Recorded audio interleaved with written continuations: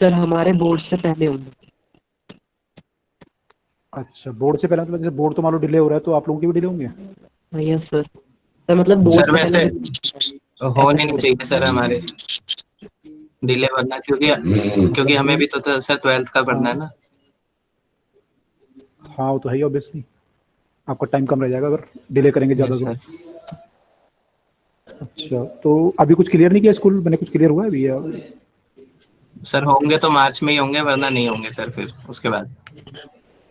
अच्छा, मैंने मार्च तक वो आप लोगों को किसी भी तरीके से 12th में भेज देंगे, चाहे टेस्ट लेके भेजें या प्रमोट करके भेजें। Yes sir.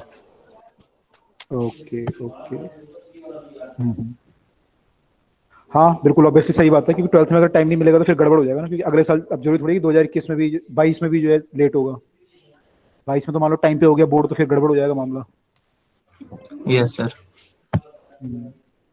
चलो कोई नहीं, आप लोग तो प्रिपरेशन शुरू कर ही देना अपनी 12th वाली जैसी 11th खत्म होगा। ओके चलो, तो लास्ट क्लास में हम लोग ने यहाँ तक पढ़ लिया था ना, ये हमने डेरिवेशन कर लिया था एक्सेस प्रेशर का दो तरीके से।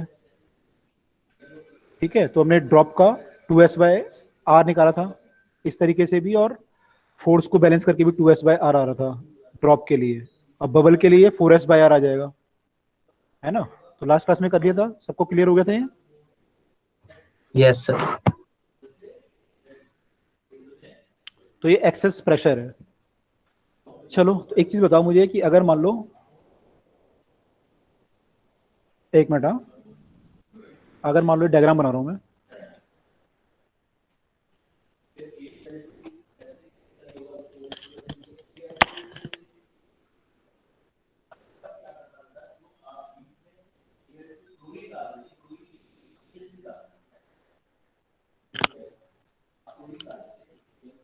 उल्टे होते हैं।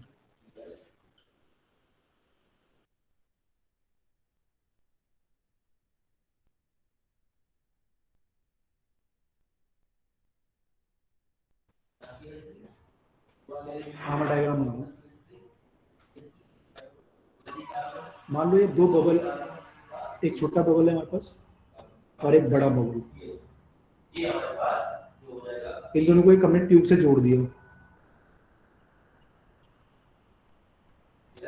एक ट्यूब से इन्हें जोड़ दिया। ठीक है, तो क्या होगा, एयर से मैंने कहाँ से कहाँ जाएगी, छोटे बबल से बड़े बबल में जाएगी, A to B या B to A, क्या होगा? एक बड़ा सर बबल है छोटे अगर से बड़े में जाएगा। तो छोटे से बड़े वाले में। A से B में क्यों? सर हाई प्रेशर से लोअर प्रेशर पे जाएगा ना। इसका प्रेशर हाई होगा तो जाएगा, तो क्या होगा, छोटा बबल और छोटा हो जाएगा, यस सर। अब बड़ा वाला और बड़ा हो जाएगा, राइट? Yes sir.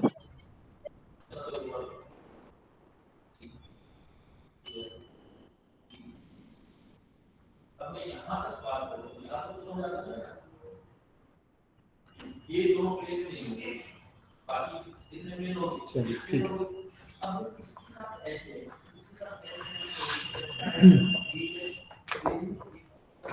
इसमें आपको वॉल्यूम वगैरह दे देता हूँ, नंबर ऑफ मोल्स वगैरह भी कर सकते हैं। कब तक जाएगा ये, जब तक क्या नहीं होगा दोनों को बराबर आपस में?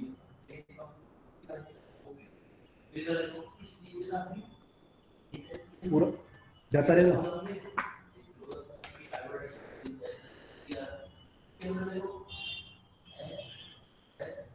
प्रैक्टिकल तो ये रहेगा, जाता रहेगा, है ना?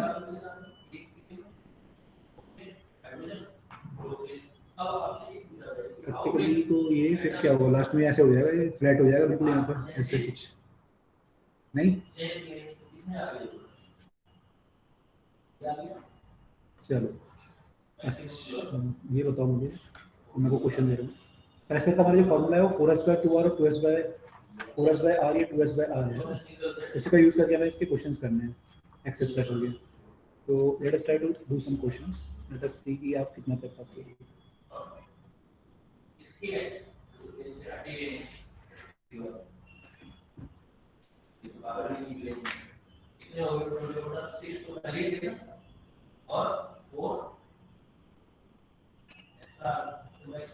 ये कह रहा है कि एक्सेस प्रेशर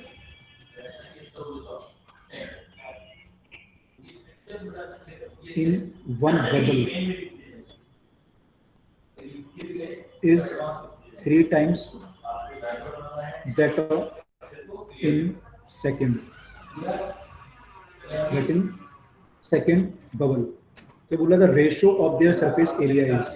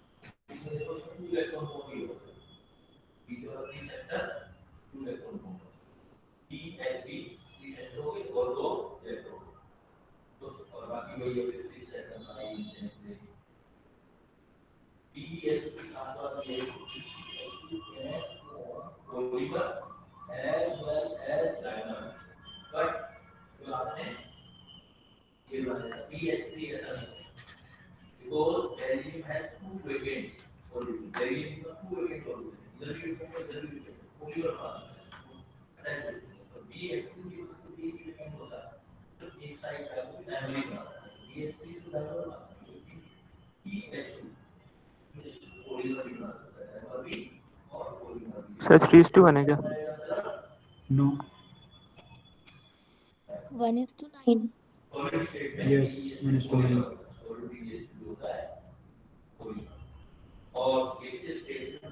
Yes, sir. 6:9 होता है.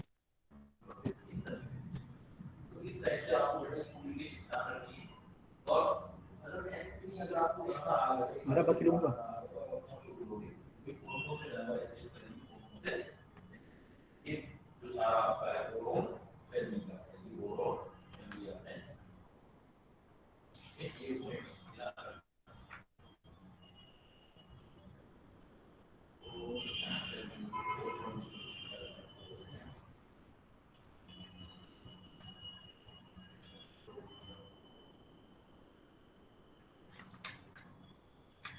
है बाकी लोगों का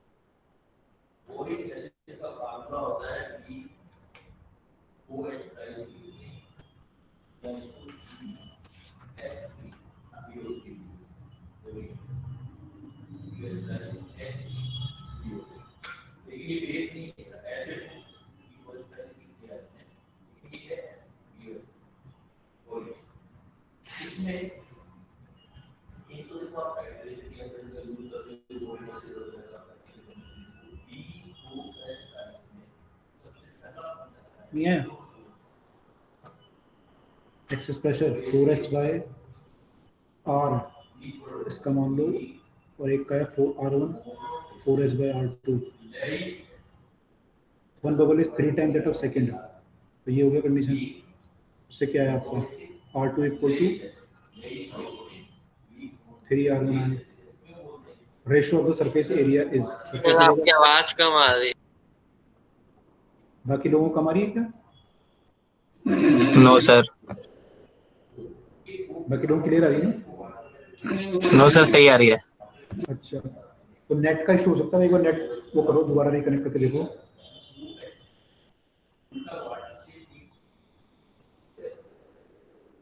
नेट एक बार चेक करो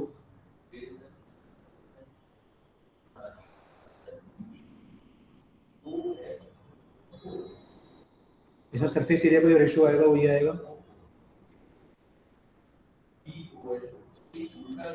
r1 square by r2 square और यहाँ से आपकी वैल्यू आ जाएगी r1 बाय r2 का होल स्क्वायर कर लो इसे R1 बाय R2 की वैल्यू यहाँ से आ जाएगी, R1 बाय R2 की वैल्यू 1/3 आएगी, तो 1/3 का स्क्वायर, तो ये हो जाएगा 1:9।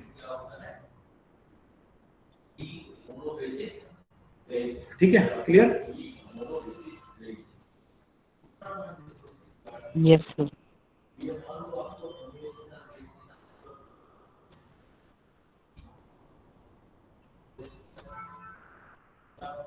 सर एक बार जरा बैक कर देना, एक चीज देखनी है।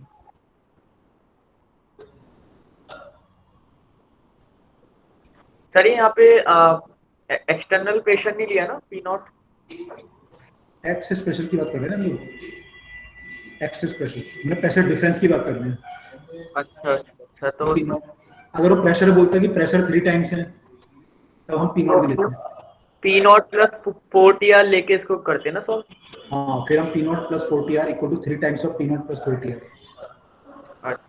Okay sir. सर यहाँ बबल का मतलब हमें सॉफ्ट बबल ही लेना है हमेशा, एयर बबल नहीं। हाँ, बबल का मतलब सॉफ्ट बबल, एयर बबल, है ना? Okay sir. वैसे यहाँ फर्क नहीं पड़ता, 2s/r में तब भी आपका कुछ कट ही जाता है, लेकिन बबल जब भी बात आएगी तो उसका मतलब यही है कि वो या तो ड्रॉप बोलेगा या बबल बोलेगा। अगर बबल बोलेगा इसका मतलब है कि सॉफ्ट बबल। ठीक है, यस सर।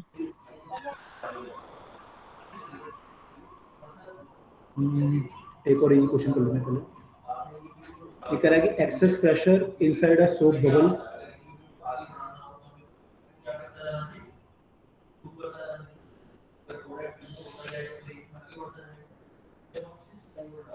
सोप बबल का जो एक्सेस प्रेशर है वो ट्वाइस है दूसरे सोप बबल से।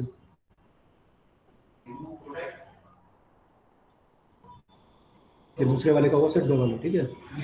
तो आपको बताना, आप ये कह रहे हैं volume of first is n times second, n की वैल्यू बताना है।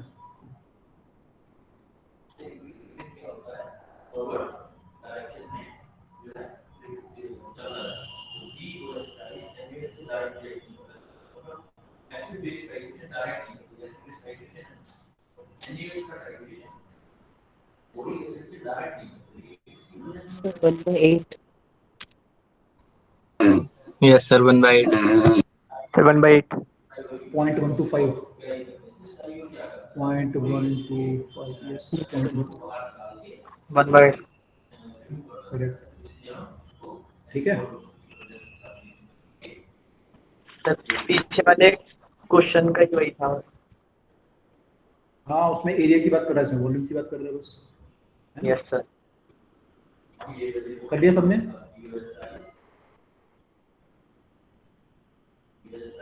Yes sir. Yes sir. Sir yes.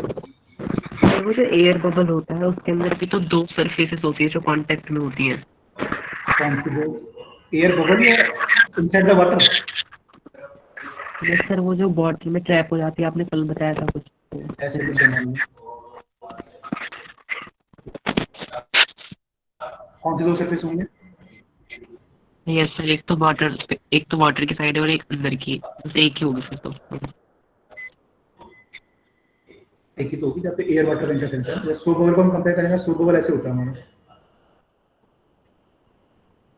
है ना? यस सोप बबल में एक तो ये यहाँ पे एयर है और यहाँ पे ये लिक्विड है, और यहाँ पे एयर है और ये लिक्विड है, तो 2 जगह पे एयर लिक्विड का इंटरफेरेंस होगा।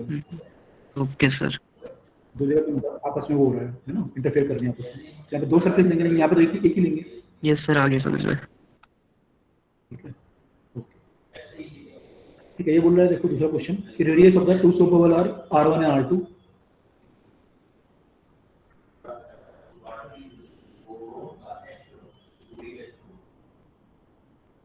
R1 and R2। अब ये कह रहा है कि इन आइसोथर्मल कंडीशन, आइसोथर्मल मतलब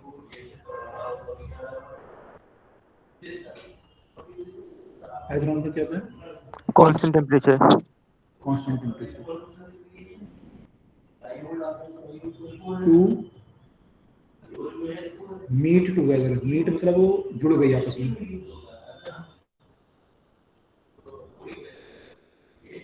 then radius of the resultant bubble is resultant या न्यू बबल इज क्या होगा? R1 R2 divide by R2 minus R1। R1 R2 divide by R2 minus R1, इसमें तो नहीं लिखा है सर, ऑप्शन नहीं है। कैसे निकाला आपने ये? सर जब दो बबल जुड़े आपस में तो जो उनका प्रेशर डिफरेंस होगा वो सर 4T बाय जो रेडियस उनकी कॉमन है उनके इक्वल होगा। बात कर रहे हो वाला क्वेश्चन है। तो सर इसके अंदर ये अलग है, ये क्वेश्चन अलग है। कॉमन रेडियस थोड़ी तो नया बबल बना दे दो मिलके। R1 cube plus R2 cube का क्यूब रूट।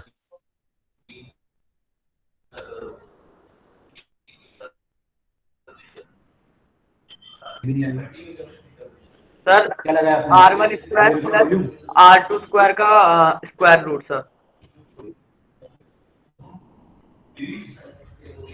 एक करके कर सानवी, आपने क्या लगाया? मैंने तो सर वॉल्यूम इक्वेट कर दी। वॉल्यूम इक्वेट कब हो सकती है? देखो टेम्परेचर सेम है लेकिन प्रेशर सेम नहीं होगा ना, क्योंकि बबल जो है इनका रेडियस अलग अलग है, इनमें डिफरेंट प्रेशर होंगे, और जो नया बबल बनेगा उसका भी रेडियस डिफरेंट होगा। हाँ, उसका भी प्रेशर डिफरेंट होगा, तो we can not apply conservation of volume. R1 square किसका है? R1 प्लस R2 स्क्वायर किसका? सर मेरा सर। मेरे को नाम नहीं पढ़ना, क्या नाम है आपका? सर शुभम। तो बताओ कैसे निकाला आपने? सर इसके अंदर ना सर दोनों का हमने प्रेशर दिया और सर फिर उसमें मोल कंजर्वेशन लगाया, क्योंकि जितने मोल पहले इनिशियल है वही फाइनल होंगे। उसके बाद सर जो मतलब N1 प्लस N2 करके उसके बाद जो मोल का हमारा फॉर्मूला वो आता है वो P1 V1 बाय RT होता है।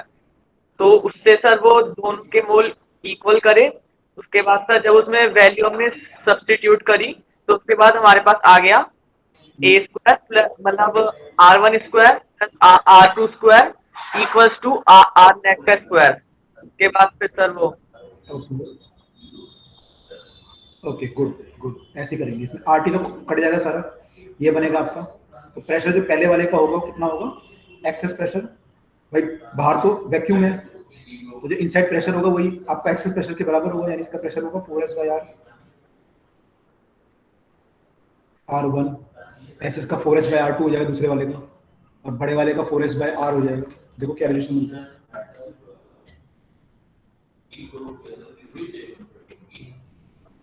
दोनों के प्रेशर हमने क्यों ऐड किए?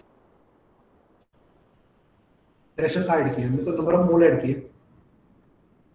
हाँ सर, नंबर ऑफ मोल लिखा ना भाई, नंबर ऑफ मोल तो सेम रहेंगे ना।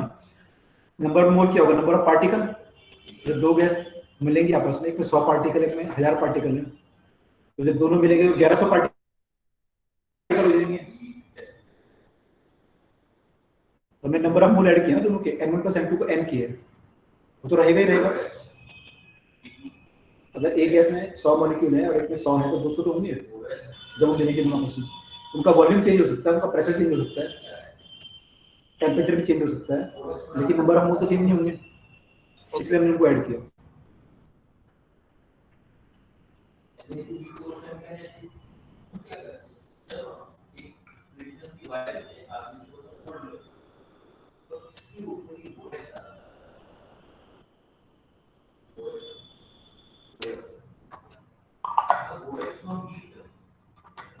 क्या बाकी लोगों ने आया आंसर? ये आंसर नहीं है। क्या है आपका बताओ?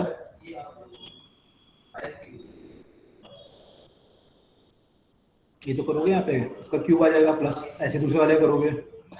यस सर, आ गया आंसर। आंसर क्या बताया सर आपने? R2 का cube R1 square plus R2 square आ जाएगा। Yes sir, R square equal to आ गया सर।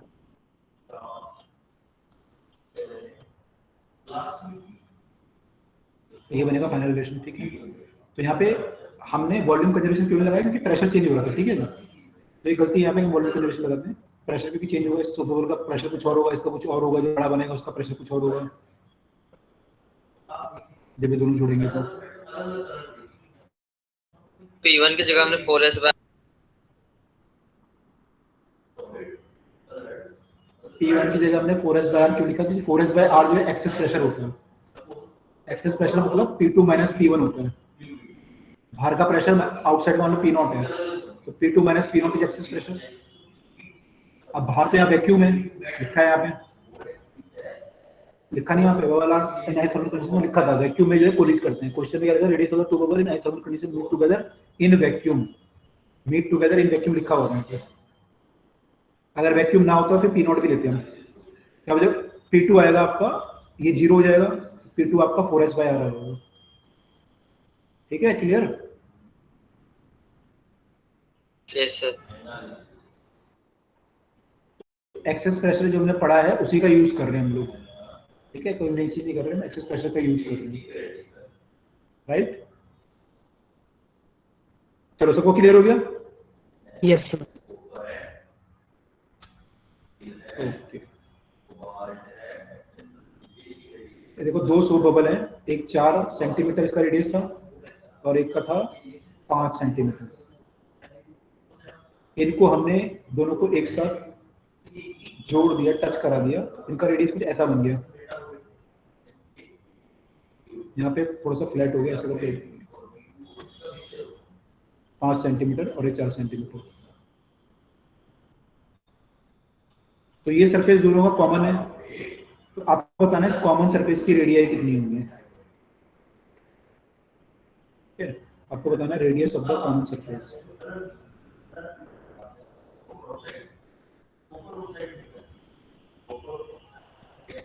Sir 20 centimetre.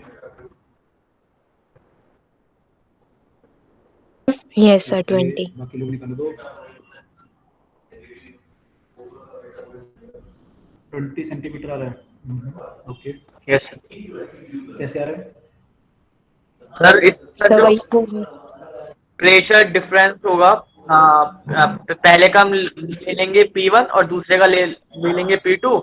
दोनों को अगर हम माइनस करेंगे तो हमारा वो फिर 40 बाय आर कॉमन करके, और फिर अगर P1 और P2 की वैल्यू डालेंगे तो फिर जैसे हमारा आर कॉमन का फॉर्मूला आएगा R1 R2 divide by R2 minus R1। उसमें सर फिर ये R1 R2 की अगर वैल्यू डालेंगे तो हमारा 20 सेंटीमीटर आ जाएगा। Okay, okay, correct. ठीक है, बाकी लोग भी करो। देखो क्या बोल रही हैं, इनको देखो हिंट समझ लो आप क्या बोल रहे हैं, क्योंकि आपको उससे निकलेगा। अगर यहाँ का प्रेशर मान लो P1 है और इसका P2 है जो कॉमन सरफेस के साथ, वो कह रहे हैं कि यहाँ का जो P1 है, एक्चुअली जो P1 होगा कितना होगा, P0 plus 4s bye 4 centimetre, और इसका जो प्रेशर होगा वो होगा P0 plus 4s bye 5 centimetre. ठीक है, एक्सेस प्रेशर अगर बाहर का P0 है तो। अब मैं अगर इस सरफेस की यहाँ पे बात करूँ, यहाँ पे, तो यहाँ पे भी एक्सेस प्रेशर होगा। अगर मैं देखूँ यहाँ से यहाँ पे, तो इन दोनों के बीच में एक्सेस प्रेशर है कुछ, ये 5 सेंटीमीटर मान लो उसकी कोई रेडियस होगी, यहाँ पे एक्सेस प्रेशर होगा, प्रेशर डिफरेंस होगा। यहाँ पे कितना प्रेशर डिफरेंस होगा? यहाँ पे वो होगा 4s बाय आर। आर क्या है यहाँ पे? Radius of the common surface. ये वाली जो भी कॉमन सरफेस की रेडियस होगी, 4s by R is the pressure difference between these two surfaces. अगर मैं यहाँ से निकालूं तो मैं ये लिख सकता हूँ कि जो P2 माइनस P1 है, या P1 माइनस P2 जो भी आएगा, P1 माइनस P2 ज्यादा, P1 ज्यादा होगा, P1 minus P2 4s by are है। P1 P2 आप यहाँ पे निकाल चुके हो, तो इनकी वैल्यू अगर मैं यहाँ पुट करूँ तो you can get the value of R, can get the value of R. तो मैंने क्या किया, मैंने एक बार यहाँ से प्रेशर डिफरेंस निकाला, एक बार यहाँ से निकाला, और एक बार मैंने दोनों सरफेस के बीच में निकाला, उसको इक्वेट किया। ठीक है, क्लियर हुआ? निकालो सब लोग, क्या आंसर आ रहा है, क्या फार्मूला बन रहा है इससे। अगर मैं R1 R2 मान लूं तो फार्मूला क्या बन रहा है फाइनली, और देखो फिर उससे क्या आंसर आ रहा है। प्लीज आप एक बार क्वेश्चन रिपीट कर देंगे, नेटवर्क इशू है। क्वेश्चन ये है कि 2 सोप बबल हैं, उनका रेडियस 4 सेंटीमीटर और 5 सेंटीमीटर है। ये दोनों को हमने जोड़ा तो इनका एक जोड़ के ऐसा बबल बन गया जिसमें एक कॉमन सरफेस है यहाँ पे, और इनका रेडियस अभी 4 सेंटीमीटर और 5 सेंटीमीटर है। तो आपको इस कॉमन सरफेस का रेडियस बताना था कि रेडियस कितना होगा। तो हमने एक्सेस प्रेशर का यूज किया है यहाँ पे। दोबारा P1 का प्रेशर निकाला, P0 bye 4s by r हो जाएगा, इसका हो जाएगा P0 plus 4s by r, दोनों का प्रेशर आ गया। अब मैं अगर यहाँ पे देखूँ दोनों के बीच प्रेशर डिफरेंस जो होगा, ये एक सरफेस है, इसके अक्रॉस जो प्रेशर डिफरेंस होगा वो 4s बाय r होगा, यानी मैं लिख सकता हूँ 4s by r equal to P1 minus P2, P1 P2 की वैल्यू मैं यहाँ से पुट कर दूंगा, तो मेरा 4s by r equal to कुछ आ जाएगा। देखो क्या रिलेशन बनता है और क्या आंसर आता है। सब्ट्रैक्ट क्यों करते हैं P1? प्रेशर निकाले ना, एक्सेस प्रेशर कैसे निकालते हो आप? माइनस करते हो ना एक दूसरे को। आप एक साइड का प्रेशर दूसरे साइड से माइनस करते हो तो एक्सेस आता है ना आपका। Yes sir. उसी को मैंने P1 माइनस P2 लिखा और सर, आगे। 4s बाय r के बराबर कर दिया। आया? Yes. इन जनरल अगर मैं करूँ उसमें तो क्या आएगा मेरा 4s by r of the common surface equal to आएगा मेरा P1 माइनस P2। P1 की वैल्यू पुट करूंगा तो P0 plus 4s by r1 मान लो, minus P0 plus 4s by r2। In general ये कट जाएंगे आपस में, 4s भी सारे कट सकते हैं।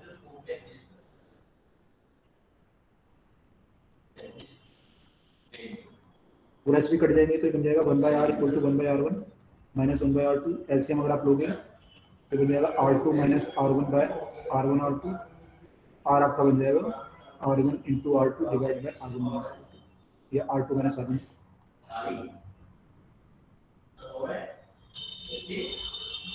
तो this is the formula for the radius of the common surface. ठीक, तो फॉर्मूले को याद करो या आपको कोई ज्यादा जरूरी नहीं है, कंसेप्ट पता होना चाहिए।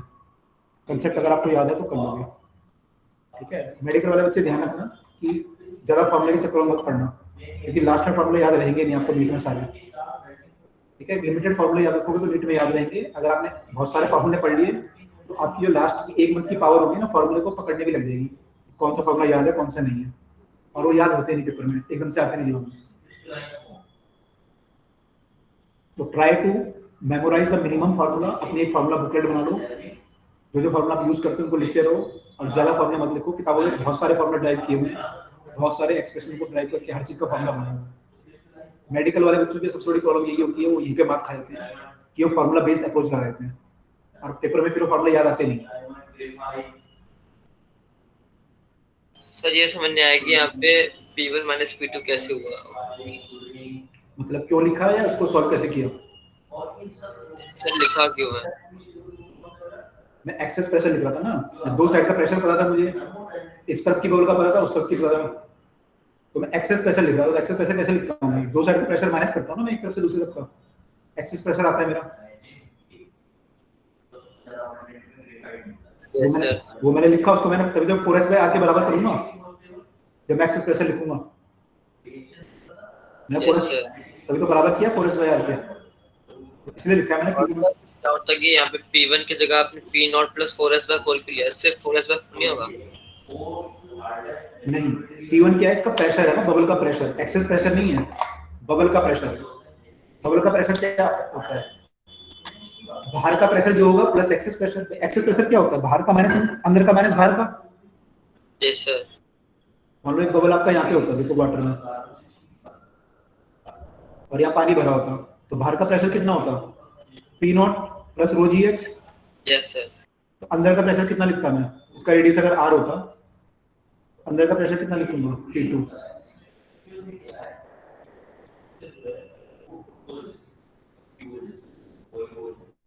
भाई एक्सेस प्रेशर कितना आएगा यहाँ पे? एक्सेस प्रेशर आएगा 4s by r। Excess pressure क्या होगा? P1 बाहर का प्रेशर माइनस ये एक्सेस प्रेशर होगा। Yes sir. और बाहर का प्रेशर कितना है आपका? P0 plus rho GH। तो ये एक्सेस प्रेशर यही तो आएगा, P1 माइनस बाहर का प्रेशर। Yes sir. वो इसके बराबर। तो P1 की वैल्यू कितनी आएगी यहाँ? P0 plus rho GH plus 4s by r। तो यहाँ पे रो GH तो था नहीं, केवल P0 था बाहर का प्रेशर और प्लस ये था, इसलिए मैंने लिखा P0 plus 4s by r। Clear?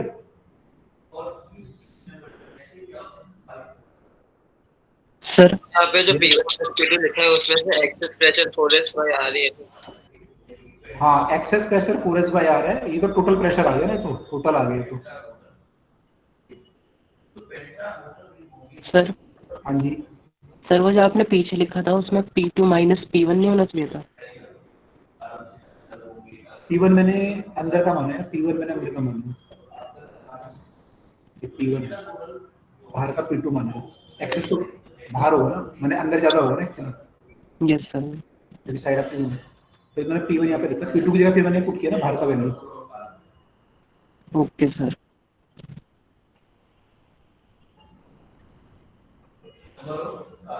तो ये हमारा ऐसे से ड्राइव होगा, ठीक है। तो क्लियर हुआ सबको? एक्सेस पैटर्न का क्वेश्चंस क्लियर कर लोगे? क्लियर हो गया सबको? Yes sir. ओके, चलिए आगे चलते हैं। यहाँ पे मैं आपको बता रहा था ना बात, जो फॉर्मूले वाली, वो ध्यान रखना सब लोग, ट्राई करना कि फॉर्मूले ज्यादा मत इकट्ठे कर लेना, नहीं तो वो ना अभी तो आपके लिए हेल्पफुल है, बाद में वो बोझ बन जाएगा, बाद में आपका फॉर्मूला ही बोझ बन जाएगा, तो ध्यान रखिएगा, ठीक है। चलिए आगे चलते हैं। आगे हमारा जो है इसमें हमने वो पढ़ना है एंगल ऑफ कांटेक्ट और कैपिलरी राइज, ठीक है। तो एंगल ऑफ कांटेक्ट और कैपिलरी राइज पढ़ना है, तो देखिए क्या चीज होती है angle of contact, capillary rise क्या चीज होती है।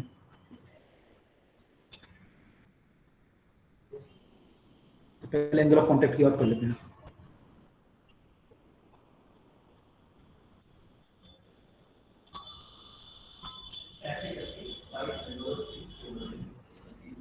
जब आप किसी बीकर में पानी भरते हो या किसी वेसल में पानी भरते हो, तो पानी की जो शेप होती है वो कुछ ऐसी हो सकती है, या किसी लिक्विड की शेप, या ऐसे भी होती है, या फ्लैट भी हो सकती है,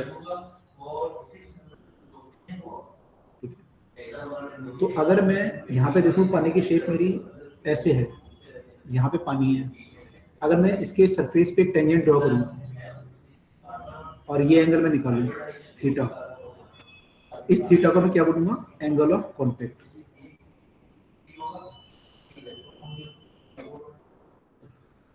ठीक। मैंने क्या किया? सरफेस पे टेंजेंट ड्रॉ करी और सरफेस पे टेंजेंट ड्रॉ करी और मैंने वेसल की जो बाउंड्री है उसके साथ इसका एंगल निकाल दिया, ठीक है। तो एंगल आपका ये भी हो सकता था और ये भी हो सकता था। भाई आपने टेंजेंट ड्रॉ करी वेसल से, अगर आपकी बाउंड्री है, अगर आप उससे एंगल की बात कर रहे हो, तो एंगल ये भी हो सकता था, लेकिन मैं नीचे वाला लिया। तो इस केस में हम कौन सा एंगल लेंगे? जो कि बाउंड्री बनाएगी वेसल की, जो कि वेट है, जो कि भीगी हुई बाउंड्री है, जो कि गीली हो रखी है, वेट है, वो वाला साइड का लेंगे हम, वो वाली साइड हम लेंगे, तो वहां से हमारा एंगल आएगा। तो उसकी जो भीगी हुई साइड है वो नीचे वाली है, ऊपर तो नहीं भीगा हुआ है, तो हमने यहाँ से लिया। तो एंगल ऑफ कांटेक्ट को जब आप डिफाइन करोगे, you will write it is the angle between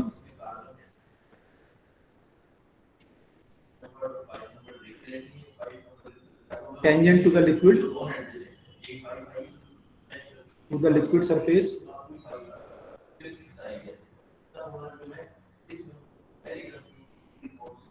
tangent to the liquid surface at the point of contact, ये point of contact था, यहाँ पे मैंने tangent डाला है यहाँ पे, at the point of contact with vessel है ना, point of contact with solid surface,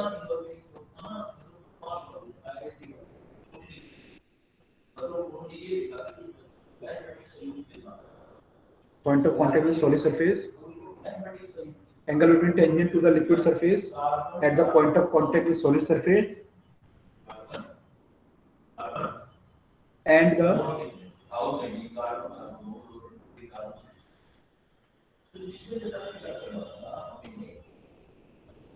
wet boundary of solid surface, wet boundary of the solid surface inside the liquid,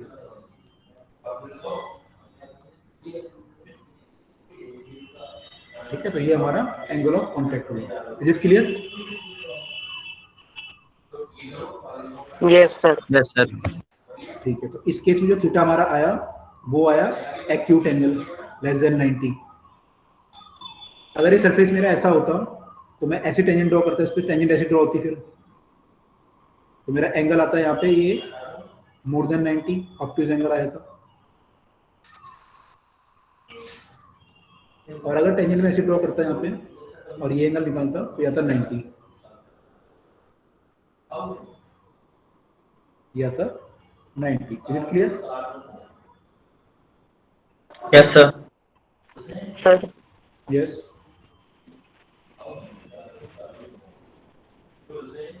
बोलो बोलो। सर जो सेकंड वाला केस है वैसे केस रियलिटी में हो सकता है, मतलब वाटर ऐसा उठा हुआ हो? नहीं, वाटर में तो यूजुअली नहीं होता, मरकरी में होता है सर। मरकरी और बाकी चीजें में हो सकता है ऑप्टिक एंगल। अभी इसको डिस्कस करते हैं, अभी होगा ये। देखो ये जो केस होगा इसमें हमारी जो मिनिस्कस है ये कैसी मिनिस्कस है? कॉनकेव। सर मैं कह रहा हूँ कि जैसे सेकंड वाला केस है वैसा रियल में हो सकता है कि वाटर ऐसे उठा हुआ हो ऊपर की साइड थोड़ा? वाटर, प्योर वाटर तो नहीं हो सकता, इम्प्योरिटी वगैरह होगी तो हो सकता है। प्योर वाटर का एंगल जो होता है वो तो 0 डिग्री या 8 डिग्री के आसपास आता है ना। ये एंगल 90 से ज्यादा जो होगा वो केस तो वाटर में नहीं होता। वाटर में ये वाला केस होता है। सर यस, सर अगर ये थीटा 0 डिग्री हो गया तो फिर मतलब पूरा ही सरफेस कर जाएगा हाँ वाटर? तो हाँ ये बताता हूँ उसमें क्या होगा, अभी देखते हैं उसको। देखो ये हमारी जो मिनिस्कस है कॉनकेव है, ये कॉन्वेक्स है, और ये हमारी प्लेन या फ्लैट है ना।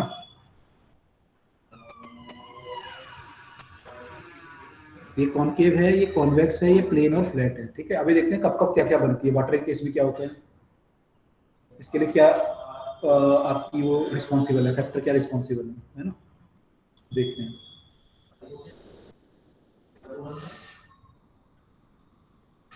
इतना क्लियर है सबको ये discuss? Yes sir. Yes sir. Okay, अब जो पहला केस बनता है कॉनकेव वाला, सर एक बार पीछे कर दीजिए एक बार।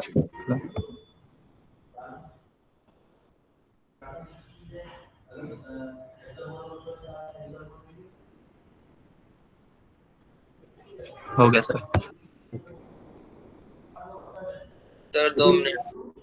कॉनकेव वाला जो सरफेस होता है, जो पहला केस है हमारा इसमें कॉनकेव वाला, वो कब होता है? लिक्विड और सॉलिड। देखो यहाँ पे दो फोर्स हैं, एक तो लिक्विड और सॉलिड के बीच में है और एक लिक्विड और लिक्विड के बीच में है।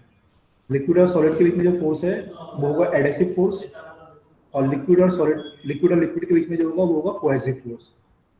तो इस केस में क्या होता है, कॉनकेव वाले केस में लिक्विड और सॉलिड वाला फोर्स स्ट्रॉन्ग होता है। जो लिक्विड और सॉलिड के बीच में जो फोर्स है that is more stronger. Adhesive force जो है स्ट्रॉन्गर होता है कोहेसिव फोर्स के मुकाबले। तो ये सरफेस ऐसा बन जाता है क्योंकि इसको वेट कर देता है ढंग से, है ना। इस केस में क्या होता है आपका, adhesive force is more than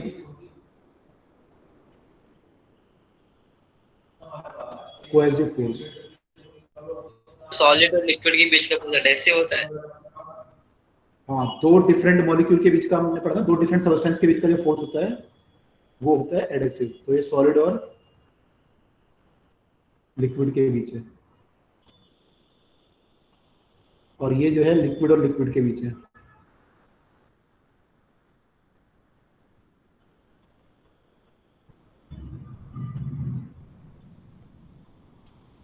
इस केस में ये बनेगा कॉनकेव। सर सॉलिड यहाँ पे कंटेनर को लिया है ना? हाँ, यहाँ पे सॉलिड का मतलब कंटेनर, ग्लास या जो भी है, ठीक है। Yes sir. तो यहाँ पे क्या होगा, जब एडेसिव फोर्स स्ट्रॉन्ग पावर होती है ना, जैसे हम लोग कोई चीज़ चिपक surface, liquid will wet the surface. Sir voice break हो रही है।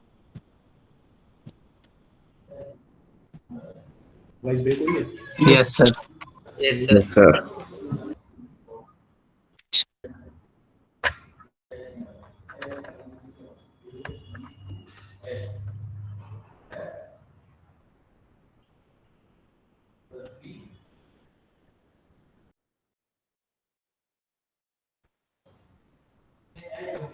ओके, देखिए अब आ रही है आवाज क्लियर? Yes sir.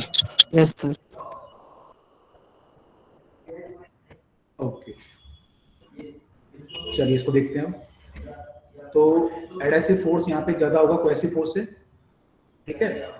इस केस में हमने देखा तो यहाँ पे क्या होगा, ये इसको वेट करेगा। जैसे एग्जांपल वाटर, वाटर जो है आपका वेट करता है, ठीक है। अगर ये वाला जो केस होता है आपका ऐसे वाला, ये केस जो आपका होता है, ये होता है जब आपके एडहेसिव फोर्स से ज्यादा कोहेसिव फोर्स हो, जब लिक्विड में आपस में जो फोर्स हो वो स्ट्रांग हो। जैसे मर्करी ड्रॉप आराम से टूटती नहीं है, क्योंकि इसका क्या होता है, आपस में फोर्स बहुत स्ट्रांग होता है।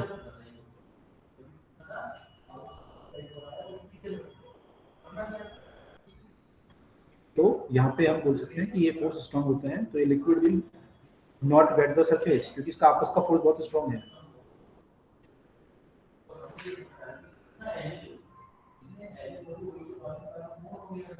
Liquid does not wet the surface.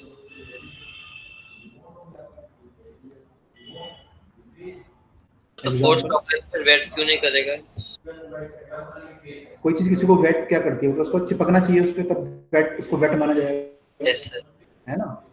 तो अगर उसके आपस के फोर्स ही बहुत स्ट्रांग है, तो चाहेगा मैं एक साथ रहूं, तो इस पे नहीं चिपकेगा ना, वो चाहेगा मैं आपस में ही रहूं। ओके ओके, क्योंकि कोई सी फोर्स स्ट्रांग है उसकी, ठीक है। सर यहाँ पे इस केस में ये रहेगा। अगर यस सर यहाँ पे मर्करी स्ट्रेच्ड मेम्ब्रेन की तरह एक्ट नहीं करते सर? मर्करी का टॉप सरफेस, यस सर। हाँ वो करेगा, स्ट्रेच मेम्ब्रेन तो करेगा, सरफेस टेंशन तो होगा ही ना उसमें। सर फिर ये ऊपर की साइड कैसे आ गया है, थोड़ा सा मतलब डोम शेप्ड? ऊपर की साइड क्यों आ गया है? Yes sir. अच्छा, इस पे फिर हमें फोर्स देखने पड़ेंगे, कौन कौन से फोर्स काम कर रहे हैं, है ना। जैसे हम यहाँ पे केस देखते हैं, अगर मैं फोर्स देखूँ यहाँ पे कौन कौन से फोर्स काम कर रहे हैं, अगले पेज पे देखते हैं इसको, पहले मैं इसको कंप्लीट कर लूँ। फोर्स देखते हैं इसको कौन कौन से फोर्स काम कर रहे हैं, तो वहाँ से आपको आइडिया हो जाएगा। इस केस में cohesive force equal to adhesive force होगा, ठीक है।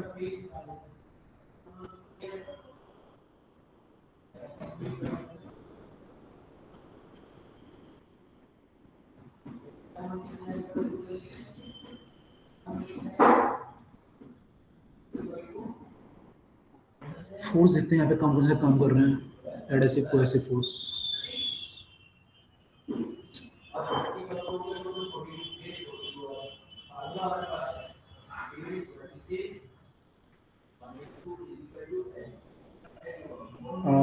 लेट अस सी, यहाँ पे जो है फोर्स हमारे कौन से काम कर रहे हैं। अगर मान लो मेरी मेनिस्कस वाटर का केस देखते हैं पहले, यहाँ पे एडहेसिव फोर्स इधर को है,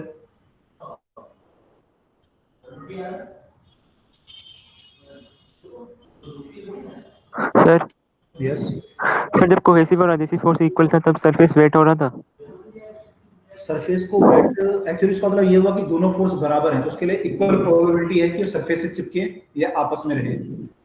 तो बोल सकते हैं कि वेट भी कर सकता है, बोल सकते हैं प्रोबेबिलिटी बराबर है दोनों की उसकी।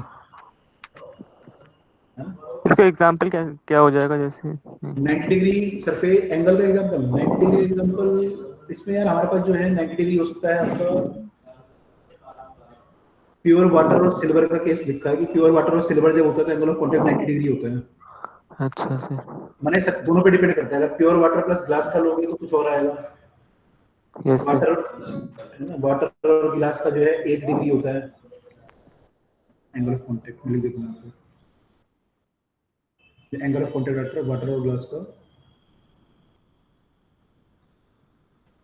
एंगल ऑफ कांटेक्ट होता है थीटा, वो आता है 8 डिग्री। वाटर और मरकरी का मेरे ख्याल से 138 डिग्री आता है ना, वाटर सॉरी मरकरी और ग्लास का 138 डिग्री। और अगर सिल्वर और ग्लास का लोगे, सॉरी सिल्वर और वाटर का लोगे तो होते हैं 90 डिग्री आता है। सर ये सब बाय हार्ट करना पड़ेगा? यस, इसको हमें याद करना पड़ेगा। ओके याद, हाँ एक्चुअली इसमें जो पेपर में आता है वो वाटर का आता है, वाटर का हम 0 लेते हैं वैसे, तो 0 से हमारा काम हो जाता है वाटर में। बाकी अगर कोई आएगा तो दे देते हैं पेपर में कि वैल्यू क्या है। तो फिर भी याद रखो कि वाटर ग्लास का इतना होता है और HG ग्लास का जो होता है HG ग्लास का जो होता है थीटा वो होता है 138। और अगर ये सिल्वर वाटर है, वाटर अगर आप सिल्वर में भर दोगे किसी कंटेनर में तो 90। तो आपको केवल वाटर का याद रखना है।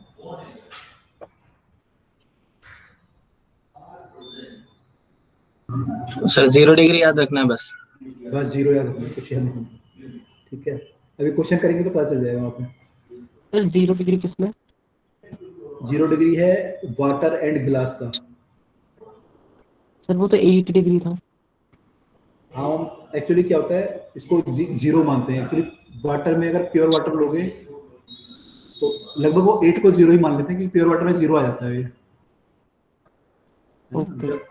उसको 0 मानते हैं। क्वेश्चन आएगा देख लेना आप, इसमें 0 लेके चलेंगे, नहीं तो पेपर में दे देता है वो आपको ना, मरकरी होगा तो 135 दे देगा या कुछ और दे देगा, उसकी वैल्यू दे देगा। कहने का मतलब क्या है, वो तो बिल्कुल फिर मतलब वो सरफेस से चिपक के गया है, वो इधर की साइड है ही नहीं मिडल में बिल्कुल भी। 0 डिग्री का मतलब ये हुआ नहीं, ऐसा नहीं है। 0 डिग्री का मतलब ये हुआ कि जहाँ पे वो कांटेक्ट में है, यहाँ पे बिल्कुल टेंजेंस ऐसे बनाएगा, उसका ऐसे बनेगा कुछ, यहाँ पे ये परपेंडिकुलर हो जाएगा बिल्कुल ऐसे। यहाँ पे जहाँ कांटेक्ट आएगा ना इसका, तो एंगल 0 हो जाएगा बिल्कुल। लेकिन बीच में तो कुछ भी हो सकता है, यहाँ तो कोई प्रॉब्लम नहीं है, कांटेक्ट तो यहीं पे है इसका। यस, तो डाउट पूछा था कुछ? नो सर, वो कुछ नहीं। सर कैलकुलेशन के लिए सिर्फ 0 डिग्री लिया है ना? हाँ, कैलकुलेशन के लिए 0 लिया, वैसे 8 है। ओके सर, ठीक है। यस,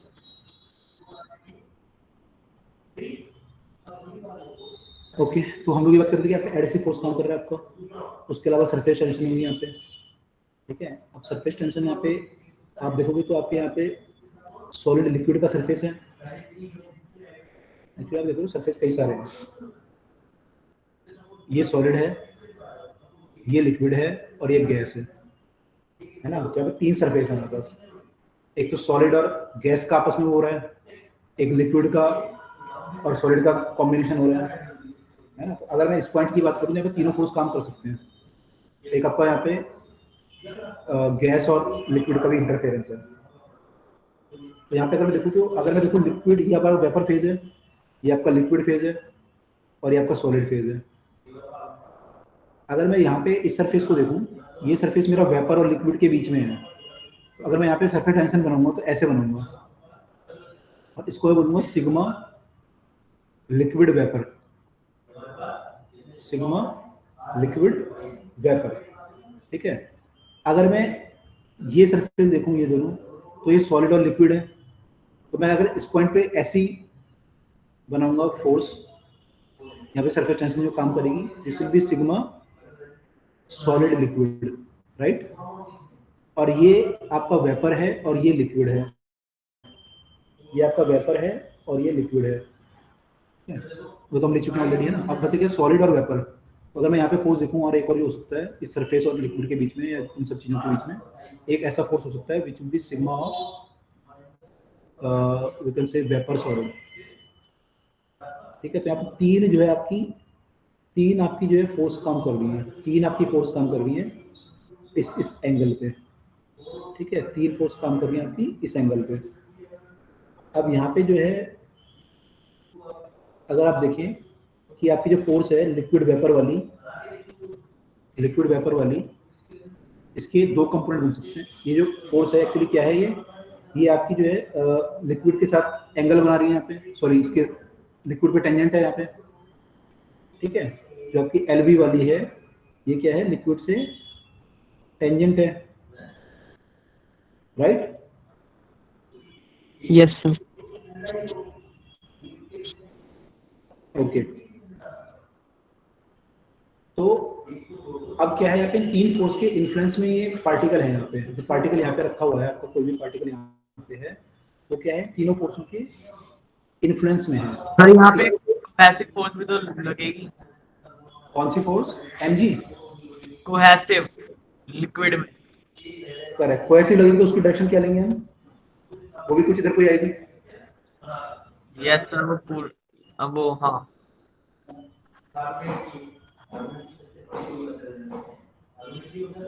वो भी कुछ इसके बीच में है। सर सॉरी, ये जो सरफेस टेंशन है तो सिर्फ लिक्विड्स की प्रॉपर्टी होती है, तो वेपर एंड सॉलिड लिक्विड में कैसे लग रही है? सरफेस टेंशन जो है वो फ्लूइड की प्रॉपर्टी है ना? Yes sir, solid. तो लिक्विड भी फ्लूइड है और वेपर भी फ्लूइड है। यस सर, लेकिन सॉलिड सर उसमें कैसे लग रही है? नहीं, सॉलिड सॉलिड के बीच में नहीं है ना भाई, सॉलिड सॉलिड के बीच में लिखा हमने नहीं। No sir. हमने सॉलिड या लिक्विड और सॉलिड और वेपर के बीच में लिखा। Yes sir. तो वेपर भी आपका फ्लूइड ही है ना एक तरह का, तो वेपर भी शो कर सकता है। Okay sir. अगर मैं आपको वो लिखता यहाँ पे कि ये होगा, क्या नाम बोलते हैं, सॉलिड और सॉलिड के बीच में, तो वहाँ पे फ्रिक्शन हो सकता है ना, पे सरफेस टेंशन नहीं हो सकता। ठीक है, तो यहाँ पे कोहेसिव और एडहेसिव दोनों फोर्सेस होंगे ना? हाँ, यहाँ पे कोहेसिव फोर्स भी होगा। कोहेसिव फोर्स जो होगा वो किसके कारण होगा?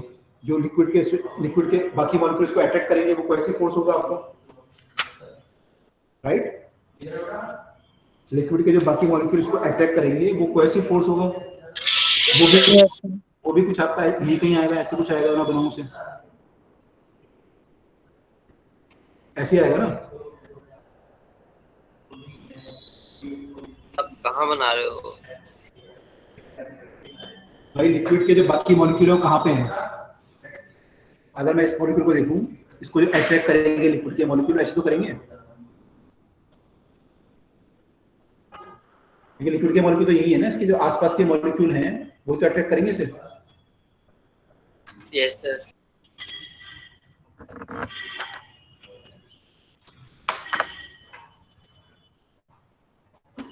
सर, ये जो वेपर और सॉलिड के बीच की फोर्स लग रही है, ये ग्लास पैरेलल क्यों है, और ये सॉलिड और लिक्विड वाली भी क्यों है सर पैरेलल?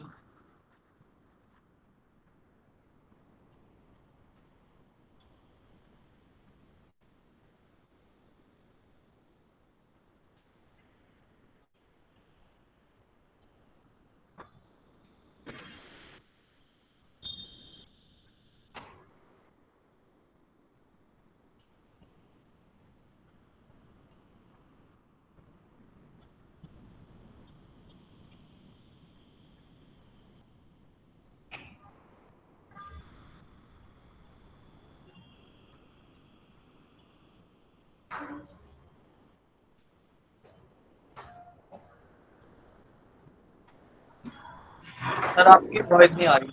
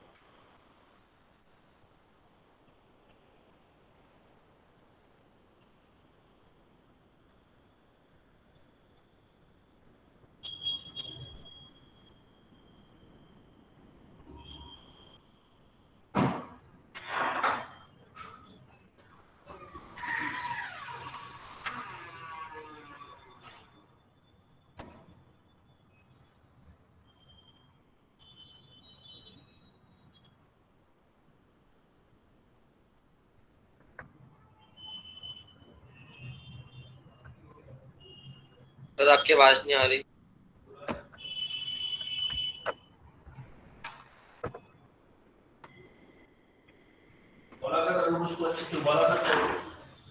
नेट कनेक्ट वो हो रहा है क्या, डिस्कनेक्ट? नहीं सर, नहीं, मैंने वो वायर लगा दी। अब वायर लगाओ। अच्छा, वायर कनेक्ट करो। शायद नेट डिस्कनेक्ट होगा ना। सर आ रही है सर अब आपकी आवाज? आवाज आ रही है? Yes sir. अब तो आ रही है सर। बीच में डिस्कनेक्ट हो गया था क्या? आवाज बंद हो गई बीच में? Yes sir. Yes sir. हाँ, मैं एक्चुअली मैं देखा तो आवाज ही नेट ही नहीं है। चलो, हाँ, मैं डिस्कस कर रहा था आप लोगों से। मैं कहता कि इसमें फोर्स जो लगेंगे वो बाकी मॉलिक्यूल जो फोर्स लगेंगे, अगर कोहेसिव फोर्स की आप बात करें तो यहाँ क्या लगेगा कोहेसिव फोर्स आपको? नहीं, यस सर। ठीक है। तो कोहेसिव फोर्स हमारा यहाँ पे लगेगा, बाकी फोर्स यहाँ पे लगेगी। अब अगर देखें आप इस मॉलिक्यूल की बात करें, ये इक्विलिब्रियम में है, तो वर्टिकली तो उस पर कई सारे फोर्स काम कर रहे हैं। ये मॉलिक्यूल अगर आप देखें सर, ये जो ये वेपर और सॉलिड और सॉलिड और लिक्विड के बीच की जो फोर्स लग रही है वो सॉलिड के पैरेलली क्यों है? जो भी कोई सरफेस टेंशन की फोर्स हम लेते हैं वो हमेशा सरफेस के पैरेलल ही लगती है, क्योंकि स्ट्रेच मेम्ब्रेन की तरह बिहेव जो करता है ना वो, तो अपने सरफेस के पैरेलल लगाएगा। तो आपने देखा कि यहाँ पे सॉलिड वेपर फेस कौन सा है, यहाँ पे वेपर ये था और सॉलिड ये था, तो ये यहीं पे लगना चाहिए सरफेस पे ही, तो ये पैरेलल टू द सरफेस लगेगा। जैसे हमने यहाँ पे पैरेलल टू द सरफेस बनाया फोर्स, यहाँ पे हमने इस वाले के लिए पैरेलल बनाओगे, जहाँ पे आपका वेपर और सॉलिड का वो हो रहा है आपस में इंटरेक्शन, और जहाँ पे लिक्विड और वेपर का इंटरेक्शन हो रहा है वो हमने ये वो जो लोगे सॉलिड लिक्विड का लोगे तो ये लोगे, क्योंकि सॉलिड और लिक्विड का इंटरेक्शन यहाँ पे हो रहा है। और सर लिक्विड में कैसे बनाएंगे आप पैरेलल लाइन? अगर लिक्विड में इंटरेक्शन हो रहा होता सर वही तो कोहेसिव फोर्स है। लिक्विड में अगर होता तो लिक्विड में तो ऐसे होता कि दो लेयर होती, मान लो आपके लिक्विड की, मान लो लिक्विड 1 है लिक्विड 2 है, तो पैरेलल बनाते, पैरेलल टू द सरफेस, ऐसे कुछ बनती जहाँ पे आप बनाते हैं।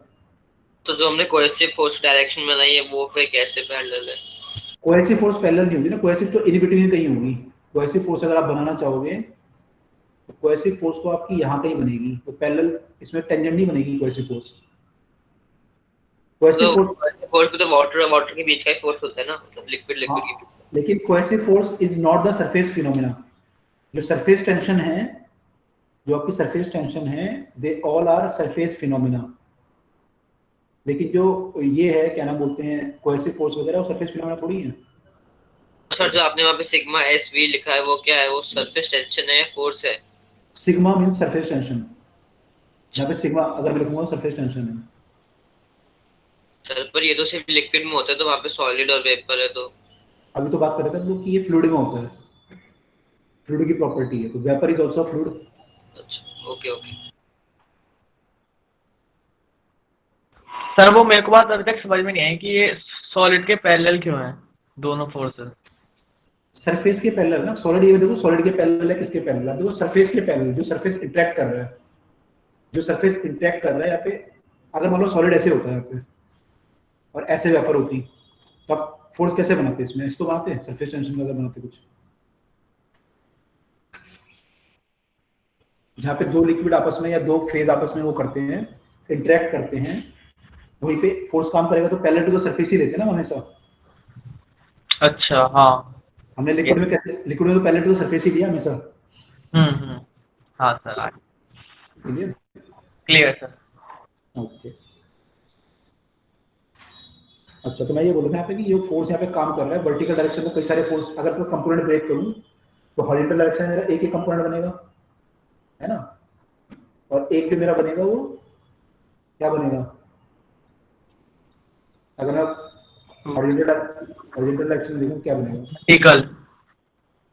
इसका कंपोनेंट बनेगा LV का कंपोनेंट आ जाएगा एक। यस। तो ये कंपोनेंट आएंगे, ठीक है। तो एक्चुअली इन सब कंपोनेंट पे डिपेंड करेगा कि किसकी वैल्यू कितनी है।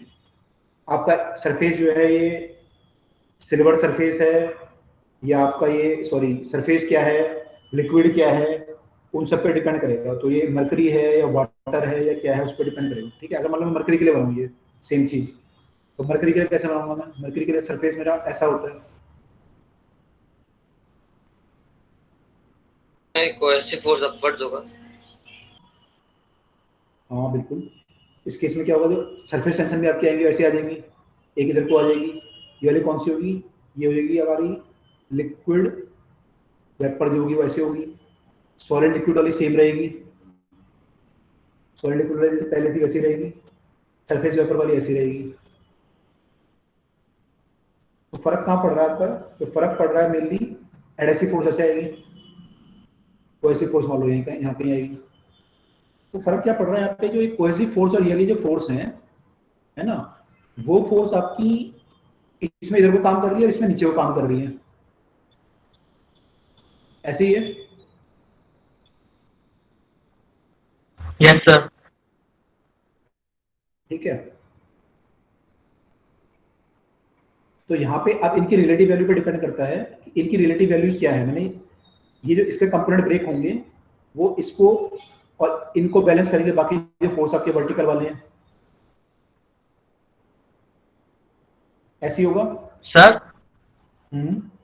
सर बट इससे सर ये चीज तो हम मतलब बता नहीं पा रही ना कि ये जो है फ्लूइड ये अपनी उस पे इसने मेनिस्कस कैसे बना लिया है, जो कॉन्वेक्स वाला इसने बनाया है, इसने कैसे, तो बनाने के बाद हमने बताया ना, बनाने के बाद हमने बताया कि जो ये अटैचिंग और जो कोहेसिव फोर्स है वो इस डायरेक्शन में लगेगी। बट शुरुआत में तो ये मतलब पैरेलल होगा ना, उसके बाद फिर कॉन्वेक्स या कॉनकेव शेप बनाएगा, तो फिर कोहेसिव फोर्स उस टाइम कैसे होगी?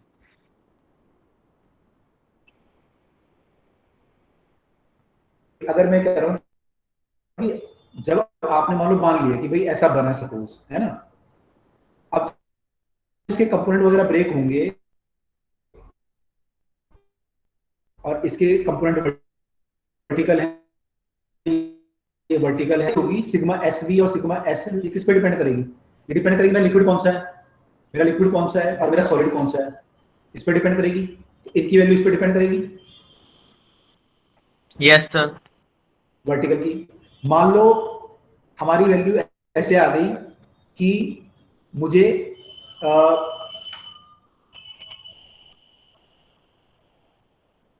जो बैलेंस करनी है फोर्स यहाँ पे, अब देखो इनकी जो रिलेटिव वैल्यू आएगी, इनका जो नेट रिजल्टेंट आएगा वो किसी साइड आएगा, तो ऊपर आएगा नीचे आएगा कहीं पे।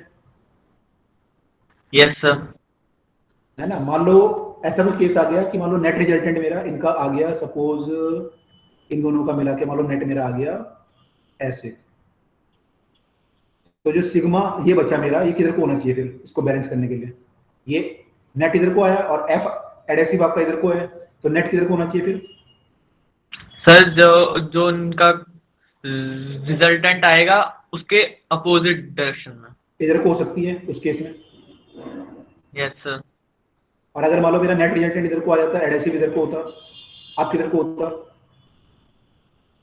सर अपर राइट ऐसे आता। तो ये इनकी वैल्यू पर डिपेंड करता है कि इसकी वैल्यूज कितनी कितनी है, माने इनकी वैल्यू कितनी है और माने इन दोनों की वैल्यू कितनी कितनी है, उस पर डिपेंड करता है कि ये नेट रिजल्टेंट ऊपर आएगा या नेट रिजल्टेंट नीचे आएगा। ठीक है, उसको बैलेंस करने के लिए फिर ये लिक्विड वेपर वाला जो है अपना सरफेस की मेनिस्कस को एडजस्ट करेगा। तो ये मेनिस्कस या तो ऐसे बनेगी, अगर ऐसे बनी तो फोर्स आपका ये वाला केस हुआ, अगर ऐसे बनी तो ये वाला केस हुआ। तो ये डिपेंड करेगा कि रिजल्टेंट की वैल्यू किधर को आ रही है, उस पर डिपेंड करेगा। और वो डिपेंड करेगा आपका कि सॉलिड कौन सा है और लिक्विड कौन सा है। राइट सर, अगर रिजल्टेंट नीचे की ओर आया तो फिर ये कॉन्वेक्स वाला बनेगा ना? हाँ, अगर रिजल्टेंट नीचे की ओर आया तो फिर आपका ये वाला केस हो जाएगा, ये सेकंड वाला। Okay sir. सर आगे। तो ये डिपेंड करेगा कि आपका लिक्विड कौन सा है, उन सब चीजों पर डिपेंड करेगा। दूसरा डिपेंड किस पे कर सकता है, और टेम्परेचर पे भी डिपेंड कर सकता है, क्योंकि टेम्परेचर पे आपके वेपर वगैरह वो हो सकते हैं, चेंज हो सकते हैं, सरफेस टेंशन चेंज हो सकती है, तो उस पर भी डिपेंड करेगा ये वैल्यू, है ना। तो ये सब चीजें डिपेंड करेंगी, टेम्परेचर कितना है, ये आपका लिक्विड कौन सा है और आपका ये सॉलिड कौन सा है, इस पर डिपेंड करेगा। Right yes. और जो हमने जो ऊपर वाला केस था उसमें जो हमारा सिग्मा एलवी आया था, मतलब सिग्मा लिक्विड वेपर, वो सर वो नीचे कैसे आ रहा है? उसकी डायरेक्शन ऊपर नहीं होनी चाहिए, क्योंकि नीचे तो वाटर और सॉलिड है, सिर्फ वेपर कहाँ से आ गया? अच्छा, हम जो ले रहे हैं, हम क्या ले रहे हैं, एक्चुअली हम वाटर का यहाँ पे मॉलिक्यूल ले रहे हैं, जो वाटर का मॉलिक्यूल होगा कोने में, बिल्कुल कोई भी मॉलिक्यूल जो यहाँ पे होगा उसको ले रहे हैं। तो उसको ये जो लिक्विड वेपर फेज है, स्ट्रेच मेम्ब्रेन बोला ना मैंने आपको, तो ये मेम्ब्रेन है, ये लिक्विड है, ये वेपर है, सॉलिड को भूल जाओ एक मिनट के लिए। तो इसका कोई भी मॉलिक्यूल जो होगा, मान लो ये मॉलिक्यूल है, इस पे फोर्स किधर को लगेगा? दोनों साइड लगेगा, इधर को भी लगेगा, इधर को भी लगेगा, यहाँ पे जो होगा उस पर दोनों साइड लगेगा। लेकिन मान लो मॉलिक्यूल बिल्कुल कोने में है, इस पे कहाँ लगेगा? इसको जो बाकी ये मेम्ब्रेन है पूरी किधर को खींचेगी, ये रबर बैंड टाइप का है ना, तो रबर बैंड में टेंशन दोनों तरफ को होगी, मान लो यहाँ भी दोनों तरफ को होगी। लेकिन अगर मान लो एक कोने में मॉलिक्यूल है, इस पे किधर को टेंशन होगी, किधर को फोर्स लगेगा, राइट साइड में लगेगा। ये मेम्ब्रेन इधर को खींच सकती है ना, बस केवल यस, इसके इस तरफ तो कोई मेम्ब्रेन है ही नहीं, तो इस पे जो फोर्स लगेगा वो इधर को लगेगा, इसलिए मैंने इधर को दिखाया। Clear sir? तो जो 90 डिग्री डायरेक्शन में है, मतलब वहां से हॉरिजॉन्टल डायरेक्शन में फोर्स नहीं लगेगा, फिर सीधा हॉरिजॉन्टल। हॉरिजॉन्टल में कौन लगाएगा, एडहेसिव लगा सकता है यहाँ पे। सर जो मेम्ब्रेन है वही, मेम्ब्रेन की शेप, भाई मेम्ब्रेन की शेप ऐसी है ना, मेम्ब्रेन की अगर शेप ऐसी होती, ऐसा शेप होती मान लो, तो इस मॉलिक्यूल पे इधर को फोर्स लगा था, फिर 90 डिग्री पे ऐसे लगा था। अगर शेप ऐसी होगी तो ऐसे लगाएगा, अगर शेप ऐसे हो गई तो ऐसे लगाएगा इस मॉलिक्यूल पे। ओके ओके सर, शेप पे डिपेंड करता है। सर एक बार पीछे वाली स्लाइड। हाँ, तो शेप पे डिपेंड करेगा आपका।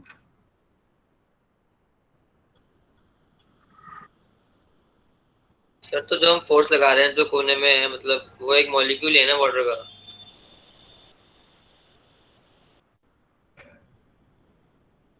सर हो गया।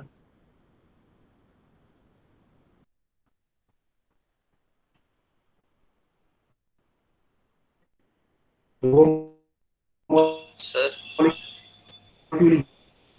है, ठीक है। सर आपकी आवाज नहीं आई थी बीच में, फिर से बता दो। ना 0 डिग्री वाला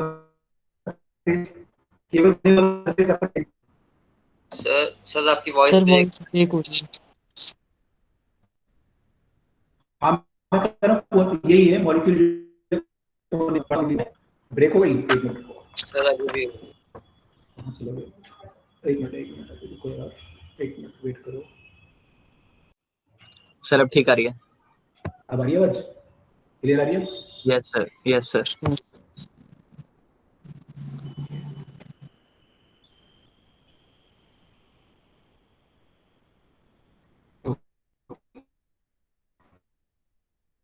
सर ये जो नीचे वाले केसेस है, हमें इसमें पता कैसे चलेगा कि जो नेट रिजल्टेंट है वो ऊपर लग रहा है या नीचे लग रहा है?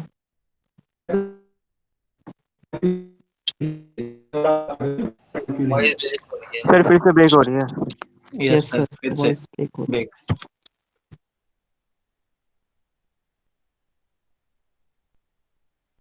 चेक करना पड़ेगा, फुल नेट तो ठीक आ रहा है, वॉइस क्यों ब्रेक हो रही है? सर अब थोड़ी ठीक हो गई है। थोड़ी ठीक हो गई, कुछ बुरा ही नहीं। सर बीच बीच में ब्रेक हो रही है, फिर ठीक हो जा रही है। फिर ठीक हो जा रही है। चलो, तो कभी कभी नेट का इशू होता है तो हो जाती है। अभी ठीक आ रही है, खराब आ रही है, ब्रेक हो रही है? सर अभी ठीक है। अभी ठीक है। चलो तो अभी गप्पे मार लो जो माननी है फटाफट। अब बताओ क्या पूछ रहे हो? सर मतलब ये रिजल्टेंट हमें पता कैसे चलेगा कि ऊपर ही आ रहा है नीचे आ रहा है? हम नहीं बता सकते, वो एक्चुअली वैल्यूज पे डिपेंड करता है कि वैल्यूज कितनी है। माने आपकी एफ सिग्मा एसवी की वैल्यू कितनी है, सिग्मा एसएल की वैल्यू कितनी है। Okay sir. तो वो आपकी इनकी टेबल बनी होंगी अलग अलग टेम्परेचर के लिए, कि मरकरी वाटर के लिए कितनी टेम्परेचर पे कितनी वैल्यू है, सिल्वर के लिए। वाटर अगर सिल्वर है, वाटर ग्लास है, तो इसकी टेबल्स होंगी, तो आपको टेबल में वैल्यू निकालनी पड़ेगी पहले, फिर आप देख सकते हो। ठीक है, तो हमारे लिए ये सब चीजें नहीं आएंगी कि ऐसा नहीं पूछेगा वो कि बताओ किधर को बनेगी। Okay sir. और सर जो वो कोने में मॉलिक्यूल है जिसको वो मेम्ब्रेन स्ट्रेच कर लिया, वो एक वाटर का ही मॉलिक्यूल है ना? हाँ, वो जो भी आपका लिक्विड है उसी का एक मॉलिक्यूल है। तो फिर वहाँ पे हमने सिग्मा लिक्विड वेपर क्यों लिखा था? हमने लिक्विड वेपर क्यों लिखा? लिक्विड वेपर तो लिखेंगे, आप ये पूछ सकते हो कि आपने वेपर सॉलिड क्यों लिखा। तो एक्चुअली यहाँ पे जो होगा आपका मॉलिक्यूल जो वाटर का होगा, उसके जो वेपर होंगे दोनों आपस में एक तरह का इक्विलिब्रियम बना रहे होंगे ना, इसलिए हमने तीनों लिखा है ना। हमने ट्रिपल पॉइंट अभी नहीं पढ़ा ना, फिर ट्रिपल यहाँ पे जो तीनों चीजें हैं आपकी एक्चुअली, मैंने यहाँ पे वाटर और वेपर का एक इक्विलिब्रियम है, तो इस पॉइंट पे जो आप लोगे तो आपको वो भी कंसिडर करना पड़ेगा। Force vapour solid. भाई ऐसा है ना, मान लो आप पे कि ऐसा है कि यहाँ पे लिक्विड का एक मॉलिक्यूल है, आवाज आ रही है आप लोगों को? Yes sir. Yes sir. और यस सर। यहाँ पे वेपर आके ऊपर ही जम रहे हैं, तो मान लो इन दोनों को मैं देखूं, लिक्विड के मॉलिक्यूल को भूल जाओ, वेपर और सॉलिड का जहाँ पे इंटरेक्शन हो रहा है तो वेपर और सॉलिड की लेयर बन जाएगी यहाँ पे, तो यस सर। ये भी एक स्ट्रेच मेम्ब्रेन की तरह बिहेव करेगा। Yes sir. तो ये क्या करेगा, अगर मैं इसको मानूं ये ऐसी लेयर है सॉलिड के ऊपर, इसमें फोर्स लगेगी, बीच का पॉइंट लूंगा दोनों डायरेक्शन में फोर्स लगेगी, कोने वाला पॉइंट लूंगा तो एक डायरेक्शन में लगेगी, ऐसे लगेगी, है ना? जैसे हमने यहाँ पे देखा था बाकी केस में, कोने वाले पे एक ही डायरेक्शन में लगती है ना फोर्स, बीच में दोनों डायरेक्शन में लगती है, तो ये एक डायरेक्शन में फोर्स लगेगी। अब पानी का मॉलिक्यूल आके यहाँ पे रुक गया तो ये फोर्स पानी के मॉलिक्यूल पे लगने लग जाएगी, इसलिए हमने यहाँ पे ये भी लिया है वेपर सॉलिड। क्लियर हुआ ये? Yes sir. जो कोने में मॉलिक्यूल होगा उस पर जो लिक्विड की स्ट्रेच मेम्ब्रेन होगी वो ज्यादा फोर्स लगाएगी सॉलिड और वेपर की स्ट्रेच मेम्ब्रेन से। वो हम नहीं बता सकते, वो तो वैल्यू पता चलेगा कि वैल्यू कितनी है, वैल्यू से पता चलेगा। तो मतलब अगर सॉलिड वेपर की मेम्ब्रेन ज्यादा फोर्स लगाएगी तो डायरेक्शन तो ऑपोजिट हो जाएगा ना। किसके अपोजिट? वो मतलब जो पहले डायरेक्शन था ना सिग्मा एलवी का, वो डायरेक्शन अपोजिट हो जाएगा ना। हाँ वो मैं कह रहा हूँ, अगर वैल्यू आपकी चेंज हो जाएंगी, मान लो इसकी वैल्यू आपको अगर कुछ आपने चेंज कर दी है, इसकी चेंज कर दी, सॉरी इसकी चेंज कर दी, तो उसके अकॉर्डिंग इसकी वैल्यू रिवर्स हो जाएगी। एलवी आपका ऊपर हो सकता है, नीचे हो सकता है, डिपेंड करेगा उसमें, है ना? Yes sir. क्लियर हुआ? तो इतना मॉलिक्यूलर लेवल पे नहीं पूछता आपसे केवल ये आपको वो पूछेगा उसकी वाटर में कॉन्वेक्स होता है, सॉरी वाटर में आपका कॉन्केव होता है और मर्करी में कॉन्वेक्स होता है। हमें केवल इतना ध्यान रखना है अभी, ठीक है? और हमें ये ध्यान रखना है कि वाटर के केस में एडेसिव फोर्स स्ट्रॉन्ग होते हैं एज कम्पेयर टू कोहेसिव के, और मर्करी के केस में कोहेसिव फोर्स स्ट्रॉन्ग होते हैं एज कम्पेयर टू एडेसिव के। तो अगर आप मर्करी की ड्रॉप देखोगे तो मर्करी की ड्रॉप ऐसे बनती है, और जो वाटर की ड्रॉप होती है वो पानी में ऐसे चिपक जाती, ऐसे हो जाती है, क्योंकि यहाँ पे क्या है, पानी के केस में एडहेसिव फोर्स ज्यादा है। सरफेस और वाटर के बीच में एडहेसिव फोर्स ज्यादा है। तो ये सर वॉइस ब्रेक हो रही है। सरफेस से ब्रेक हो रही है वॉइस। और यहाँ पे तो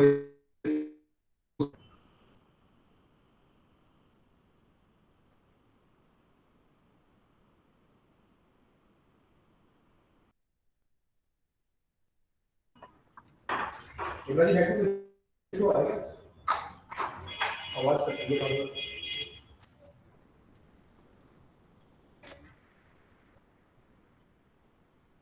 अब कैसे आ रही है आवाज? सर अब ठीक है। अभी ठीक है? यस। मैंने कुछ नहीं किया, मैंने ऑफिस में जहाँ मैं बैठा हुआ ना दरवाजा खोला है, नेट का कनेक्शन शायद ज्यादा आ रहा होगा। चलो देखते हैं कितना काम करता है चीज। हाँ तो ये करना है, कोहेसिव फोर्स ज्यादा होगी, ठीक है? Yes sir. तो ये सब फैक्टर यहाँ पे डिपेंड करते हैं कि क्या चीज मैंने शेप कैसे बनेगी, आपकी शेप ऐसे बनेगी या ये बनेगी, डिपेंड करता है उसको, राइट?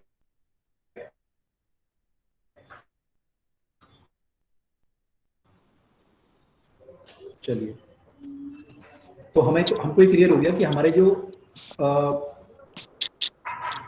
केस है, सेकंड केस है, ये मर्करी के केस में होता है ऐसा, ये वैल्यू पे डिपेंड करेगा, और ये वाला जो केस होगा ये वाटर के केस में डिपेंड करेगा। ये आपके वाटर के केस में होगा,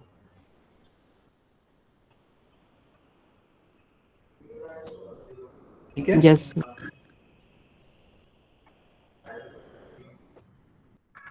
ओके, ये 90 डिग्री 0 डिग्री, इससे इफेक्ट क्या पड़ता है? एक फिनोमिना है इससे related which is known as capillary action या कैपिलरी ट्यूब। कैपिलरी एक्शन क्या है?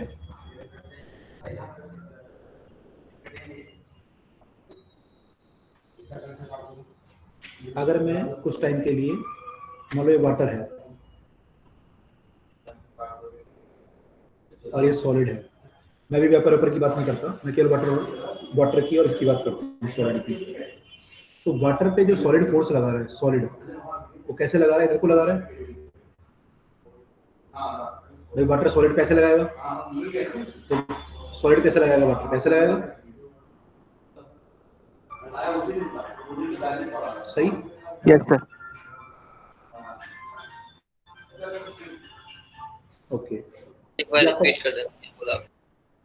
मैंने बोला कि जो वाटर है अगर मैं किसी कंटेनर में भर दूं, उसकी शेप ऐसे होगी और उस पर जो फोर्स लगेगा सॉलिड के द्वारा वो ऐसे लगेगा, क्योंकि वाटर सॉलिड पे ऐसे लगा रहा था, तो सॉलिड जो है वाटर पे ऐसे लगाएगा फोर्स। ठीक है, यस सर। ठीक है, ये फोर्स है इसका, तो ये फोर्स आया इस पे से। अब ये फोर्स के दो कंपोनेंट हो सकते हैं, एक तो वर्टिकली अपवर्ड और एक ऐसे हॉरिजॉन्टल हो सकता है, ऐसे इस फोर्स का भी हो सकता है। ये फोर्स आपके लिक्विड पे काम करेगा ऐसे, अगर मान लो सारा ऐसे है, फोर्स आपने टॉप से देखा तो फोर्स हर जगह लग रहा होगा ऐसे।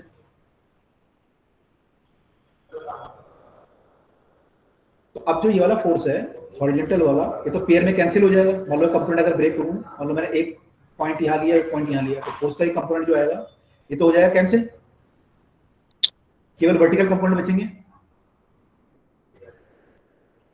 यस है ना, वर्टिकल कंपोनेंट बचेंगे। अब जो वर्टिकल कंपोनेंट बचेंगे तो ये क्या करेंगे, लिक्विड को ऊपर की तरफ अट्रैक्ट करेंगे, खींचेंगे ऊपर की तरफ को।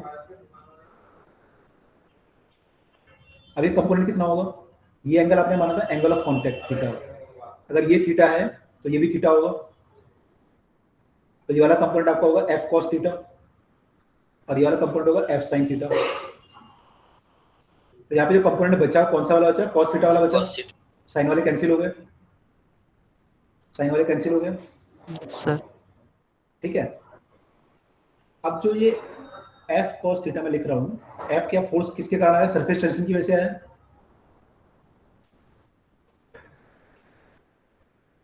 तो एफ जो फोर्स होगा सरफेस टेंशन की वजह से, एक्चुअली ये क्या है, एक आपने इस छोटे से एलिमेंट पे फोर्स माना है, छोटे से एलिमेंट पे जो फोर्स होगा एक्चुअली मैं लिख सकता था टी कॉस थीटा, एफ की जगह मैं टी लिख सकता था। अगर मैं टोटल एफ निकालूं तो मुझे क्या करना पड़ेगा, सारे टी कॉस थीटा को ऐड करना पड़ेगा। अब जो मेम्ब्रेन की मैंने छोटा एलिमेंट लिया ना, मैंने टोटल नहीं लिया, मैंने एक छोटा सा एलिमेंट लिया है, तो मैं इसमें क्या लिख सकता हूँ, फोर्स टी कॉस थीटा, और ये टी साइन थीटा, ये टी हो जाएगा, ये भी टी हो जाएगा। ठीक है, तो ये टी कॉस थीटा वाले बचे आपके, तो फोर्स क्या आएगा आपका, T cos theta into 2 pi R. अरे इंटू यार कैसे हो यार,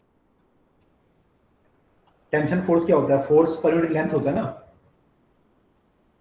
तो जब फोर्स निकालोगे तो क्या करोगे, लेंथ से मल्टीप्लाई करना पड़ेगा टेंशन को।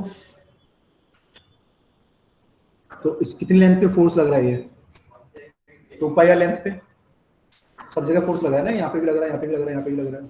फोर्स टेंशन मल्टीप्लाई लेंथ होता है ना, क्या होता है, surface tension equal to force पर लेंथ नहीं होता। Yes sir. फोर्स क्या आएगा, टेंशन टू लेंथ, यही तो आएगा। Yes sir.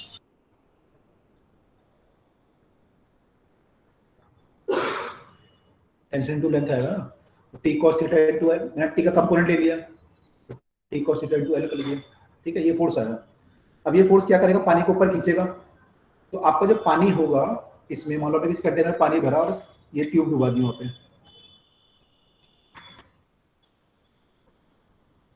ये ट्यूब डुबा दी कंटेनर में, तो ये पानी क्या होगा, ये ऊपर चढ़ जाएगा यहाँ पे ऐसे, ये इससे थोड़ा ऊपर चढ़ जाएगा कुछ हाइट तक h। ठीक है, क्यों चढ़ा, क्योंकि ये फोर्स इस पे काम कर रहा है। तो h को क्या बोलते हैं, h is known as capillary rise, capillary rise. Sir ये ऊपर क्यों आया सर? इस फोर्स के कारण। Okay sir. Sir yes. Sir तो ये फोर्स ट्यूब डालने के बाद ही एक्ट क्यों कर रही है, पहले क्यों नहीं कर रही थी? ट्यूब डालने के बाद एक्ट क्यों कर रही है, पहले क्यों नहीं कर रही थी? अभी देखते हैं उसमें। इसमें एक्चुअली ट्यूब का जो रेडियस है ना वो मैटर करता है। अगर आपका ट्यूब का रेडियस बहुत कम है तो कैपिलरी राइज होता है, अगर रेडियस ज्यादा है तो कैपिलरी राइज बहुत कम होता है। तो इस बीकर में अगर आप बात करोगे तो बीकर में फोर्स काम कर रहे हैं, लेकिन capillary rise will be very insignificant, क्योंकि रेडियस पे डिपेंड करता है कि ट्यूब का रेडियस कितना है। यस ठीक है, अभी देखेंगे तो उसका एक्सप्रेशन आ जाएगा। ठीक है, एफ आया आपका, F equal to T cos theta into 2 pi R आया, राइट? सर जो ये लिक्विड राइज करा है, तो फिर इतने लिक्विड को एनर्जी कहाँ से मिली? मतलब एनर्जी हमने तो दी नहीं इसको। वो इस फोर्स के कारण जो इसने वेट किया होगा ना, सरफेस को वेट किया ना, फोर्स ने ऊपर इसको पुश किया। हाँ सर, तो सरफेस को वेट किया होगा इसने। सरफेस को बैठ नहीं सर, मतलब वो जो एनर्जी है वो अगर इसमें एनर्जी खड़ी है ना, पानी के अंदर ऊपर चढ़ा है, तो फिर उतनी एनर्जी कहीं ना कहीं से तो घटी होगी ना। कहाँ से घटी होगी? कहाँ से घट सकती है? ये हो सकता है कि जो सरफेस आपका ये था ऊपर वाला, ये वाला सरफेस पहले एयर के कांटेक्ट में था, या तो उसकी कोई सरफेस एनर्जी होगी एयर और ग्लास की कांटेक्ट की, और अब इसको वेट कर दिया इसने सरफेस को, तो यहाँ सरफेस एनर्जी वगैरह स्टोर होगी ना यहाँ पे भी। सर नहीं आया भैया, क्या सरफेस टेंशन आ जाएगी, नहीं आ जाएगी सरफेस के पैरेलल? हाँ, सरफेस टेंशन देखो, अगर मैं पानी का ऐसे देखूं तो आपने अभी तक ये पढ़ाई, सरफेस टेंशन यहाँ पे काम करता है ऐसे, लेकिन यहाँ पे तो काम करेगा, यहाँ पे तो इंटरफेस है आपस में। ये अच्छा करेगा नहीं, जैसे मैंने बॉल को काट दिया था तो वहाँ पे काम कर रहा नहीं कर रहा ऐसे, ऐसे यहाँ पे भी करेगा, यहाँ पे इंटरफेस होगा का होगा, जो भी होगा वहाँ पे सरफेस टेंशन से भी काम करेगा। तो यहाँ पे भी सरफेस टेंशन काम कर रहा है, तो सरफेस एनर्जी भी होगी कुछ। यस सर, होगी, सरफेस एनर्जी होगी। अब जब यहाँ पे इसका पहले यहाँ पे था तो एयर और सॉलिड का कांटेक्ट था, इसकी कुछ सरफेस एनर्जी रही होगी अब पहले। हाँ यस सर। और अब जो यहाँ पे लिक्विड आ गया ऊपर ऐसे, यस सर आ गया, अब सरफेस एनर्जी चेंज हो गई होगी। मतलब सर चेंज में बढ़ेगी या फिर घटेगी? अब इससे तो ये लग रहा है घटनी चाहिए, क्योंकि अगर आपकी एनर्जी mgs की फॉर्म में स्टोर हो रहा है तो कोई बर्डन हो रहा है वहाँ पे। Yes sir. तो यानी एनर्जी घट रही होगी उसमें लिक्विड और उसकी सरफेस और जो एयर है उसका जो इंटरफेस है वो सर कम हो रहा है, तो फिर सरफेस एनर्जी भी इनकी कम हो। हाँ, ये यस वैल्यू पे डिपेंड करेगा कि वैल्यू कितनी कितनी है, उस पर डिपेंड करेगा। जैसे आप मरकरी का केस देखोगे तो मरकरी में वो डाउन हो जाएगा। जब मरकरी और ग्लास की बात करें अगर, तो मरकरी और ग्लास में कैपिलरी फॉल होता है, तो अगर मरकरी आपने इतना भरा तो वो ऐसे पहुंच जाता है,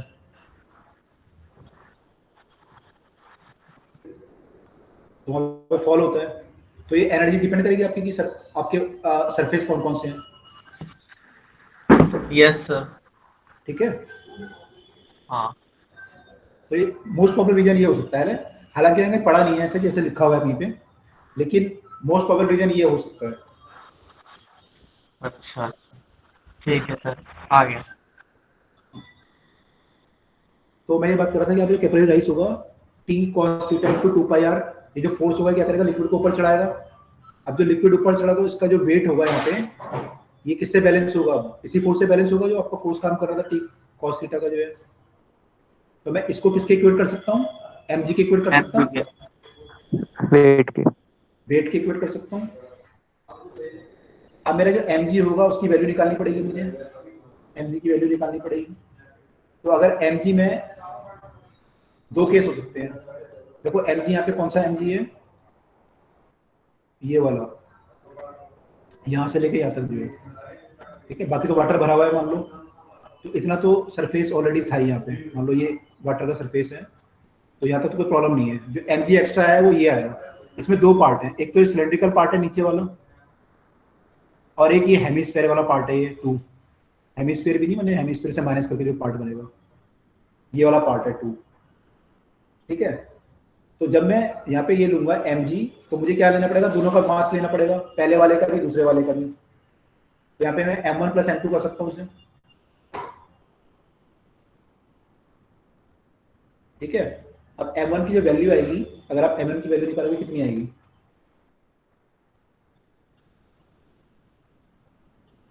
सर ये सिलेंडर है तो फिर इसका वॉल्यूम हो जाएगा पाई आर स्क्वायर एच मल्टीप्लाई में जो उसकी डेंसिटी है वो हम उसको ले लेंगे रो। ये आएगा। Yes sir. करेक्ट। अगर मैं m2 की बात करूं तो फिर सर ये क्यूबिकल बॉक्स में से अगर हम हेमिस्फीयर का वॉल्यूम माइनस कर देते तो फिर हो जाएगा। तो लेट अस से कि इसकी रेडियस जो है बबल की वो r है, कैपिटल R सपोज, या ट्यूब की रेडियस r है मान लो, तो ये आपका r होगा, ये भी r होगा। तो फिर सर आर क्यूब माइनस तो पाई आर, पहले तो पाई आर स्क्वायर एच करूंगा, पाई आर स्क्वायर इंटू एच क्या हो जाएगा, पाई आर स्क्वायर इंटू आर हो जाएगा। हाँ भाई यस सर। में से माइनस क्या करूंगा मैं, 2/3 पाई आर क्यूब रो जी, है ना। ये मेरा mg आएगा, एक्चुअली mg है, m1g और m2g। ये करेक्ट है, सबको समझ में आ रहा है? Yes sir. तो पाई आर स्क्वायर आर कैसा है, एच नहीं आना चाहिए। h कितना लोगे यहाँ पे, इसका h कितना है, ये h r के बराबर तो होगा। ओके ओके ठीक है। इसमें ध्यान रखना हम लोग क्या मान के चल रहे हैं इसको, स्फीयर, हेमिस्फीयर। हेमिस्फीयर कब हो सकता है ये, जब एंगल ऑफ कांटेक्ट कितना हो, लेस देन 9, 0, लेस देन 90 का 0 होना चाहिए, तभी तो हेमिस्फीयर बनेगा। अगर मान लो ये देखो ये स्फीयर है पूरा, हेमिस्फीयर मतलब इतना होता है, तो यहाँ पे एंगल ऑफ कांटेक्ट कितना आएगा, ये सरफेस है तो 0 आएगा।